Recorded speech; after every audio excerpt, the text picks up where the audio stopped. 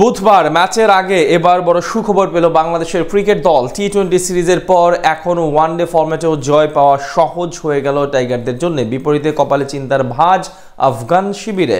ম্যাচের একদিন আগে স্কোয়াড নিয়ে পড়েছে কঠিন বিপাকে, যার কারণে তারা চলে গেল অনেকখানি ব্যাকফুটে। ম্যাচের আগে পাওয়া বাংলাদেশের সেই সুখবর নিয়ে বিস্তারিত জানবো রিপোর্ট।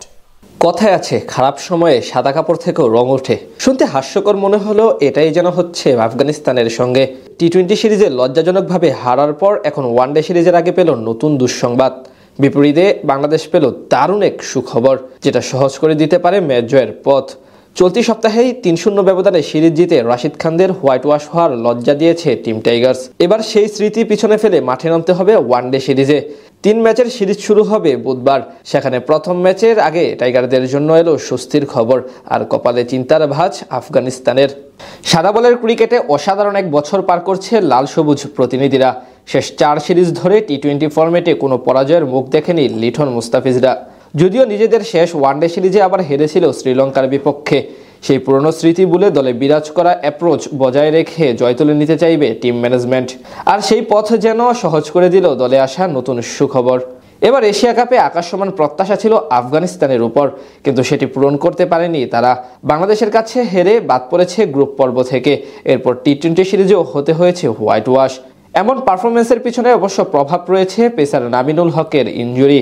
টুর্নামেন্টের আগে মাংসপেশির চোটের কারণে স্কোয়াড থেকে ছিটকে যান তিনি, যার কারণে খেলতে পারেননি বাংলাদেশের বিপক্ষে টি-20 সিরিজ। এমনকি ওয়ানডে সিরিজও মিস করবেন তিনি। সেই পুরনো ব্যথায় নতুন করে ক্ষত সৃষ্টি হলো আরেক পেসার মোহাম্মদ সালিমের ইনজুরি। আবুধাবিতে অনুষ্ঠিতব্য ৩ ম্যাচের ওয়ানডে সিরিজে কুচকির চোটের কারণে খেলতে পারবেন না তিনি। ২৩ বছর বয়সী সালিম এখন পর্যন্ত আফগানিস্তানের হয়ে 2টি ওয়ানডে ম্যাচ খেলেছেন। ২০২৩ সালের জুলাইয়ে 2টি ম্যাচে তিনি খেলেছেন বাংলাদেশের বিপক্ষে।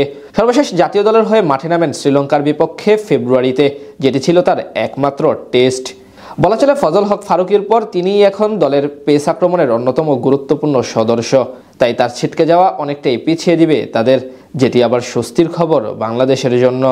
এদিকে সালিমের পরিবর্তে স্কোয়াডে অন্তর্ভুক্ত করা সামি এখন পর্যন্ত একটি মাত্র আন্তর্জাতিক ম্যাচ খেলেছেন। ২০২৪ সালের ডিসেম্বরে জিম্বাবুয়ের বিপক্ষে ওয়ানডে অভিষেক হয় তার, অর্থাৎ অভিজ্ঞতার বিবেচনায় বেশ পিছিয়ে আছেন তিনি। তাই তাকে সামলানো অপেক্ষাকৃত সহজ হবে টাইগার ব্যাটারদের জন্য। আফগান শিবিরে ইনজুরির হানা পড়লেও ভালো খবর আছে বাংলাদেশের জন্য। শারীরিক অসুস্থতা কাটিয়ে অনুশীলনে ফিরেছেন মিডল অর্ডারের গুরুত্বপূর্ণ সদস্য তাওহিদ হৃদয়। সব ঠিক থাকলে প্রথম ম্যাচের একাদশে দেখা যেতে পারে ডানহাতি ব্যাটারকে। এদিক থেকে বলা চলে টাইগাররা বেশ ভালো অবস্থানে আছে। 3 ম্যাচের সিরিজের প্রথমটি অনুষ্ঠিত হবে বুধবার সন্ধ্যায়।